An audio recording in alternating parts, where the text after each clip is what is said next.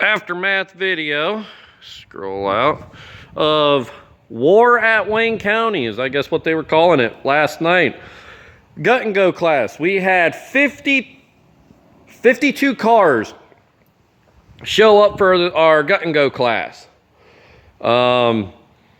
The promoter during the driver's meeting said that they do not have enough officials for us to, basically keep the drivers safe. So they allowed the drivers in the gut and go class to decide how we wanted to put the show on. So first and foremost, huge shout out to Team Sudden Impact. Awesome promoters. I passed tech first time through, but there was a lot of guys that had to go up 3, 4, some even 5. I noticed 5 times to go through inspection, the tech line, to pass tech. I mean, everybody did pass tech, but they stick to their rules. Their rules say this, you stick to the rules. There is no gray area with this promoter. And you know what? Hats off to them. I will most definitely be running in another one of their shows. Honestly, I might run in every single show that they put on if I can afford to. They're a top-notch promoter. So the only thing they got to work on, and here's the downfall, the only thing they got to work on is they need to get more tow trucks or skid steers to help clear the track off in a timely manner and get guys loaded up. But other than that, they put on one hell of a show. They did an awesome job. They did for what they had available to them. They did an awesome job. But to the aftermath, 2008 Chevy Cobalt LS 5-speed, 2.2 liter motor. We'll start down this way. Have to run the stock factory bumper.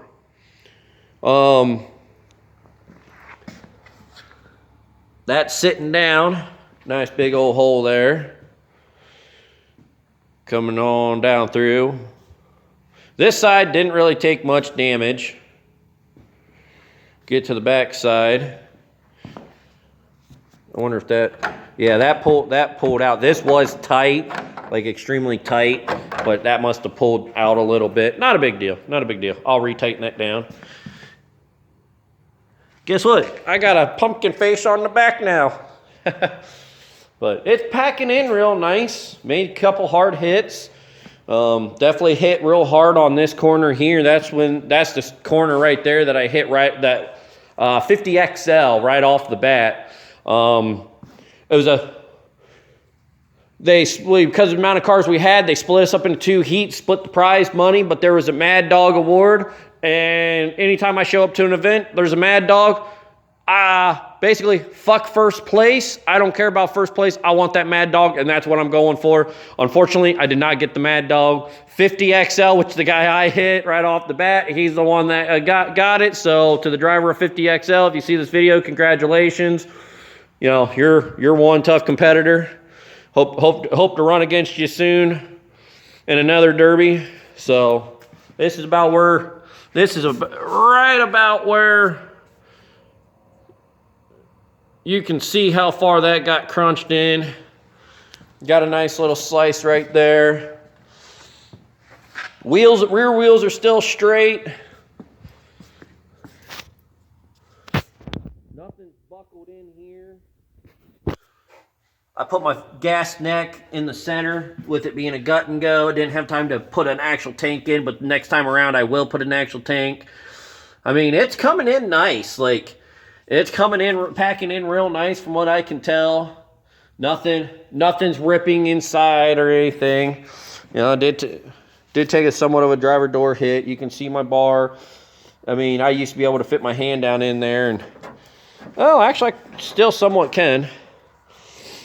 So, got mangled right here. Here's the hood. And yes, this is ripped up. This is not this, and that is from the skid steer unloading.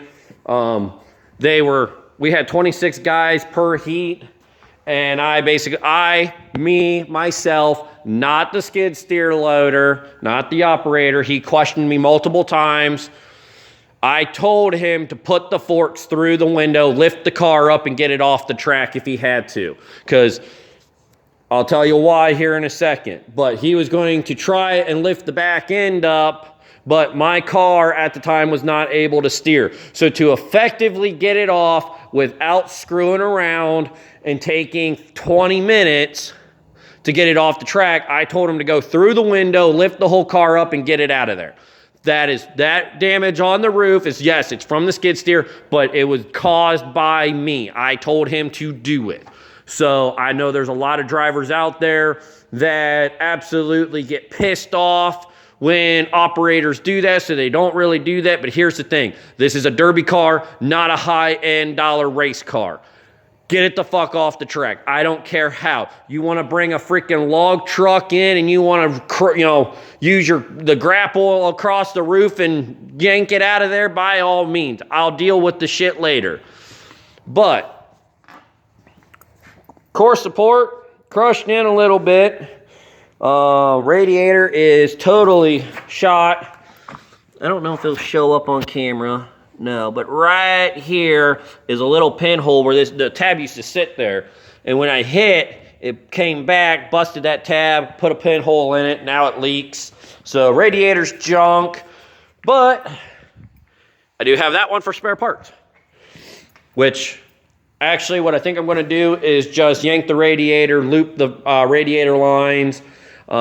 Since I still have the full... Wow, you guys really can't see that. Since I still have the full dash in, I still have all of basically the fan controls and the heat controls, all that. So I still have a way to somewhat cool the thing, to cool the coolant. So I'm not worried about it. Now, what took me out? I do not know which broke first. That I do not know. But as you can see, that tire, that fender is sitting right on that tire. And if you notice on the other fender, this was popped out as well. Well, what happened is, see if I can get it up in there. Right there's my strut. It is touching the lower control arm. Right there. Yeah, right there. This piece right here actually fits down in this bracket. That bolt actually goes right here. The spindle actually snapped. It is like a powder aluminum type deal that they actually like press form, which they're totally crap. Why they did it that way, I don't know. But what happened is this got ripped out, broke up here at the top, and when that happened, this strut come down, hit the lower control arm, which in turn, body dropped on the wheel, what have you there, pinched that. So then my power came to this side. When I hit somebody, I was still able to move with this tire because the power transferred to this wheel. I was still able to move to an extent. But as long as I stayed moving, I was fine. Once I hit somebody, then I needed assistance from somebody else to move, basically get me moving to where then this tire could catch up, and then I could get back to moving. But I did take a shot right here. Took that shot, and I think that's what basically did the same thing. Oh yeah, and my lovely brake lines are completely junk as well. This side is holding together, but it did the same thing. This bolt here ripped out, up top here broke, and and then the strut come down, actually ended up hitting my CV axle and come down hit my lower control arm, which then the body come down. Once that happened, I got hit on the bumped on the passenger front, which then shoved this tire out, the top of the tire out. And then when that happened, my CV axle pulled out of this boot. Oh, back here. I probably won't be able to see it. I'll try and get it back there, but pulled out of all of that. Fun mess. Can't really see it because the boot's in the way now, but so yeah, so that's what took me out. Basically, I did not guard the front end like I said I was going to. Like I said, original plan, guard the front, try to make it as far as I could, use the back end only. As I pull forward, dodge and weave to avoid hits, basically try and make it into the money. Once they announced Mad Dog Award was going to be out, I don't even know how much it was going. I don't even know how much they paid for Mad Dog. I really don't. Once they said, "Hey, we're going to give out a Mad Dog trophy," that plan went out the window. I put her in reverse. I floored it and nailed that guy right off the bat, and I just went to town trying to nail anything and everything that was moving. So when a Mad Dog is on the line, I'm going after Mad Dog every single time. I might not be that aggressive of a driver to really necessarily go for Mad Dog, but to me, a Mad Dog trophy is more important than placing literally first place in a derby every single time. I am not in this sport for the money. I am in this sport because I love this sport and I hope to see it grow. So, but there's the update of the Cobalt. Bottom line, guys, I am going to fix the spindles, loop the radiator hoses, and pull the gas tank inside. And that's it. She'll be, push that fender back down. Once I get the spindles fixed, push that fender back down and, reattach it or whatever. I guess this one's doing the same thing. But basically, yeah, gonna do those few odd and end things. And she will run again. Not this year, but definitely in 2021. This car will run again. I will probably hang on to this car to see if there is another Team Sudden Impact Promotions. If there is, that's where this car will run, because just for the simple fact is this car passed their inspections. They know the car. So it'll run again as a gut and go car. The blue Cobalt sitting out there will be ran probably again for gut and go, but it will probably be for a different promoter, probably my hometown fair. So, yeah, I mean, she's still a good car. I'm going to run it, and I'm going to tell you guys this right now. Do not listen to anybody when they say these cars are complete and total junk. These cars are not junk. They're very strong cars. I'm going to tell you right now, I have derbied 2 other different cars in 4 years of me derbying. I've derbied 2 other cars. This car has made me the most sore out of all the other ones, because this car just does not want to bend. This car does not go. You change out those struts, possibly change out the struts.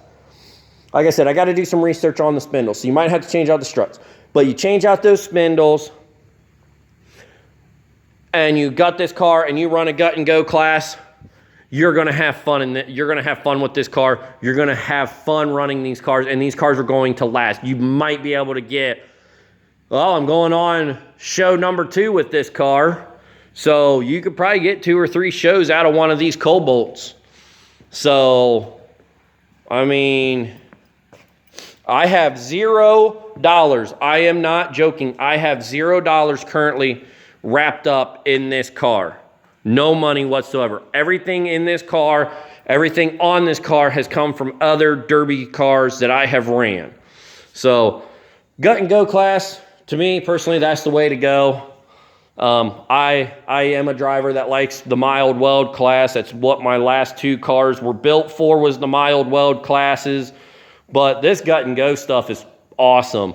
Take a car, take about 2 weeks to thoroughly go over everything, build it, and you're good to go. I mean, you could literally run, you could easily run 10 to 12 shows, gut and go shows, with running with this. So, well, I'm sure nobody's watching at this point, so I'll wrap it up. But she will run again.